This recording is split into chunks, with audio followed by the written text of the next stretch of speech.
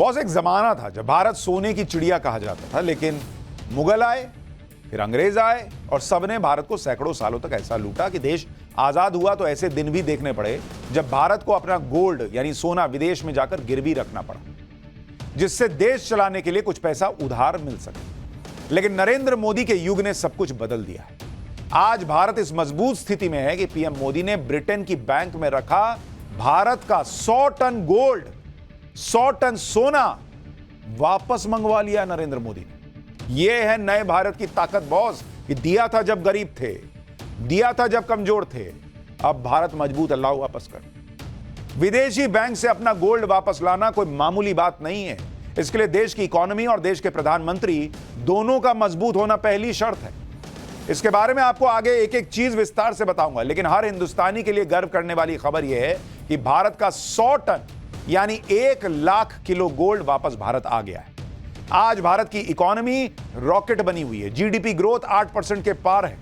पूरी दुनिया में भारत की जीडीपी की स्पीड पर हल्ला मचा हुआ है कि बॉस कैसे ये लोग कर रहे हैं, हम तो नहीं कर पा रहे। इस सब के बीच भारत का 100 टन गोल्ड वापस आ गया है।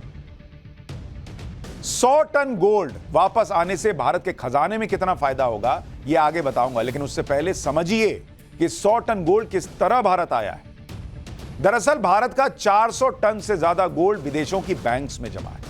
उसमें से 100 टन गोल्ड आरबीआई यानी रिजर्व बैंक ऑफ इंडिया ने वापस भारत मंगा लिया है। आसान भाषा में कहूं तो भारत का गोल्ड अब अंग्रेजों की तिजोरियों में नहीं, बल्कि भारत की तिजोरी में रखा जाएगा। यह 100 टन गोल्ड लंदन में मौजूद बैंक ऑफ इंग्लैंड से मंगवाया गया है। भारत का 200 टन से ज्यादा गोल्ड ब्रिटेन की बैंक ऑफ इंग्लैंड और स्विट्जरलैंड के बैंक ऑफ इंटरनेशनल सेटलमेंट्स में जमा है। 1991 के बाद देश में यह पहला मौका है, 91 के बाद पहला मौका, जब 100 टन गोल्ड भारत लाया गया है। आप देखिए कि पिछले 33 सालों में कोई भी सरकार इतनी हिम्मत नहीं जुटा पाई कि विदेशों में जमा भारत का सोना गोल्ड वापस ला सके। नरेंद्र मोदी की सरकार ने करके दिखाया। आपको जानकर हैरानी होगी कि 1962 से 1968 के बीच में नेहरू और इंदिरा सरकार के दौर में गोल्ड को लेकर ऐसा कानून बनाया गया कि 1991 आते आते भारत की इकोनॉमी डूबने के कगार पर आ गई। भारत के पास विदेशों से सामान मंगाने के लिए पैसे खत्म हो गए। Thanks to Nehru ji, thanks to Indira ji, ऐसी इनकी पॉलिसीज रही। इसके बारे में आगे विस्तार से बताऊंगा, लेकिन उससे पहले आप यह समझिए कि 100 टन गोल्ड का भारत आना कितनी बड़ी जीत है और आज की तारीख में यह गोल्ड कितना कीमती है। जो सोना आया है बॉस, जरा समझिए, ये देश के लिए गर्व की बात है। आप जैसे कोई मिडिल क्लास आदमी है, वो घर का लोन चुका देता है, इतना कमाने लगता है, कंधे से लोन का कर्ज बोझ झाड़ देता है, ये गर्व की बात होती है उसकी। वैसे ही एक देश अपना सोना वापस ला सके, ये गर्व की बात है। कितना गोल्ड भारत लाया? गोल्ड लाया भारत 100 टन। 100 टन का मतलब कितना हुआ? इसका मतलब हुआ 1 लाख केजी, 1 लाख किलो, इतना सोना लाया है भारत। और गोल्ड की कीमत क्या है?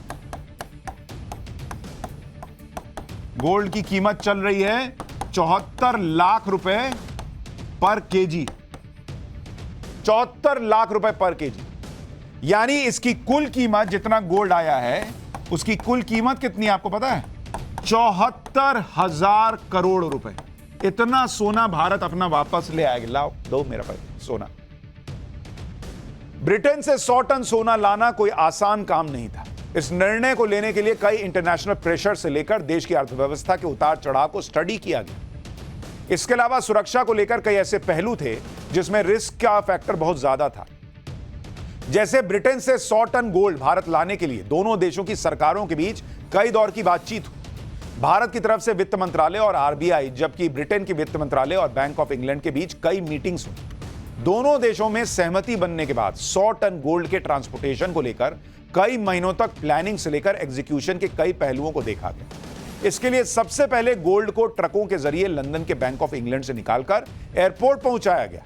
इसके बाद स्पेशल कार्गो एयरक्राफ्ट के जरिए भारत के 2 शहर मुंबई और नागपुर में यह 1 लाख किलो सोना आया। लंदन से लेकर मुंबई और नागपुर तक जबरदस्त सिक्योरिटी के इंतजाम किए गए। ऐसा बताया जा रहा है कि अब यह 100 टन गोल्ड ट्रकों के जरिए मुंबई के मिंट रोड पर रिजर्व बैंक ऑफिस और नागपुर में पहुंचा दिया गया है। आपको सुनकर अजीब लगेगा कि इस गोल्ड पर आरबीआई को कस्टम ड्यूटी से तो छूट मिल गई, लेकिन सरकार को जीएसटी चुकानी पड़ी है। दरअसल यह नियम है कि इंपोर्ट किए गए सामान पर जीएसटी देना अनिवार्य है। ऐसा माना जाता है कि घर में गोल्ड का भंडार होना आर्थिक स्थिति अच्छी होने का संकेत है। यही नियम देश पर भी लागू होता है।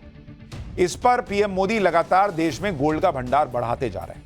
यही वजह है कि आज भारत दुनिया के टॉप 10 गोल्ड रिजर्व देशों में शामिल हो गया है। मार्च 2024 के अंत तक आरबीआई के पास करीब 882 टन गोल्ड का भंडार था। इसमें से करीब 414 टन गोल्ड विदेशों में जमा था, जबकि पिछले साल मार्च 2023 में गोल्ड का भंडार करीब 795 टन था। यानी पिछले साल के मुकाबले रिजर्व बैंक ने करीब 27 टन गोल्ड ज्यादा खरीदा है। इसमें भी पिछले 4 महीनों में आरबीआई ने रिकॉर्ड स्तर पर 24 टन गोल्ड खरीदा था। अगर इस गोल्ड की कीमत की बात की जाए तो मार्च 2023 में इस गोल्ड के भंडार की कीमत 2,30,733 करोड़ रुपए थी, जो मार्च 2024 में बढ़कर 2,74,714 करोड़ रुपए पर पहुंच गई। अब यह भी समझिए कि भारत अपना गोल्ड रिजर्व विदेशों में क्यों जमा करता है और इसे पीएम मोदी ने फिर भारत लाने का फैसला क्यों लिया। भाई, देश में चुनाव चल रहा था, नरेंद्र मोदी का अपना काम चलता रहता है देश का, उधर वो चुनाव में व्यस्त थे, विपक्ष का सोना उठना गड़बड़ाया हुआ था, ये देश के सोने में लगे हुए थे, गोल्ड वाला सोना। विदेशों में गोल्ड रखने की एक वजह यह है कि गोल्ड की सेफ्टी की जा सके और इसके खतरे को कम किया जा सके। दरअसल युद्ध, प्राकृतिक आपदा और राजनीतिक अस्थिरता में देश की आर्थिक स्थिति पर बुरा असर पड़ता है, इसलिए गोल्ड के भंडार को अलग अलग देशों में स्टोर किया जाता है। इसके अलावा अगर किसी देश की करेंसी अंतर्राष्ट्रीय स्तर पर कमजोर होती है तो गोल्ड के भंडार होने से उस देश की परचेजिंग पावर यानी क्रय शक्ति, खरीदने की शक्ति मजबूत होती है। इससे वो विदेशों से इंपोर्ट आसानी से कर सकता है। विदेशों में गोल्ड स्टॉक रखने से महंगाई दर कंट्रोल करने में मदद मिलती है और फॉरेन रिजर्व यानी विदेशी मुद्रा भंडार मजबूत रहता है। विदेशों में गोल्ड रिजर्व रखने का मतलब है कि उस देश की अर्थव्यवस्था मजबूत है। आज की तारीख में भारत की जीडीपी ग्रोथ रॉकेट की स्पीड से 8.2% पर पहुंच गई है। इसके अलावा भारत को बैंक ऑफ इंग्लैंड में गोल्ड भंडार रखने के लिए एक महंगी फीस देनी पड़ रही है। आपको जानकर हैरानी होगी कि 1962 से 1968 के बीच नेहरू से लेकर इंदिरा गांधी की सरकार ने ऐसी कई गलतियां की जिसकी वजह से 1990 आते आते भारत कंगाली की कगार पर आ गया। 1962 में नेहरू सरकार देश में गोल्ड कंट्रोल एक्ट लेकर आई, जिसमें बैंक्स की तरफ से दिया जाने वाला गोल्ड लोन बंद कर दिया गया। 1963 में 14 कैरेट से ऊपर के सोने के गहने बनाने पर रोक लगा दी गई। इसके बाद 1968 में आम जनता को सोने के सिक्के और सोने के बिस्किट रखने से रोक दिया गया। इसके अलावा सोने के गहने बनाने वाले छोटे व्यापारियों को 100 ग्राम से ज्यादा सोना रखने की परमिशन ही नहीं थी। गोल्ड के बड़े व्यापारियों को आपस में गोल्ड एक्सचेंज करने पर भी रोक लगा दी गई। कांग्रेस सरकार को यह भरोसा था कि ऐसा करने से गोल्ड रिजर्व बढ़ेगा और उससे इकोनॉमी को फायदा मिलेगा, लेकिन हुआ इसका उल्टा। भारत में गोल्ड की तस्करी और हवाला कारोबार बहुत बढ़ गया। आपको जानकर हैरानी होगी कि देश में गोल्ड का एक अलग काला बाजार खड़ा हो गया इन लोगों के चक्कर में। इसका नतीजा यह निकला कि 1990 में वीपी सिंह सरकार को गोल्ड कंट्रोल एक्ट 1968 को वापस लेना पड़ा, लेकिन तब तक देश का बहुत नुकसान हो चुका था।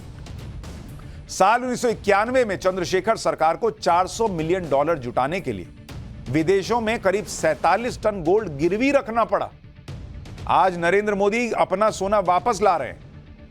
ऐसी भी सरकारें रही जिनको गोल्ड रखकर कर्जा लेना पड़ा, जैसे आप फिल्मों में नहीं देखते, साहूकार के पास गए, सोना दिए, पैसा लेके आए, वो देश को करना पड़ा था। आरबीआई के पूर्व गवर्नर सी रंगराजन ने अपनी किताब फोक्स इन द रोड नाम की किताब में यह बताया है कि 1991 में इस गोल्ड को मुंबई एयरपोर्ट से एक हवाई जहाज के जरिए विदेशों में भेजा गया था। यही वजह है कि अब पीएम मोदी भारत के गोल्ड रिजर्व को मजबूत करने में लगे। जितना सोना देश के खजाने में रहेगा उतनी आपकी अर्थव्यवस्था मजबूत होती है। भाई, आप किसी भी देश से डील कर सकते हैं, वो कहेगा कि मान लो तुम्हारे आपके रुपए की वैल्यू हम क्यों माने, नहीं चला, कैसे करोगे, आप क्या करोगे, और सोना रखा हुआ है और सोने की कीमत ऊपर ही रहती है, मुंह पे मारेंगे तुम्हारे सोना, तो वो तुरंत आपके पैर में गिरता है। सोना मजबूत बनाता है और नरेंद्र मोदी वही कर रहा है।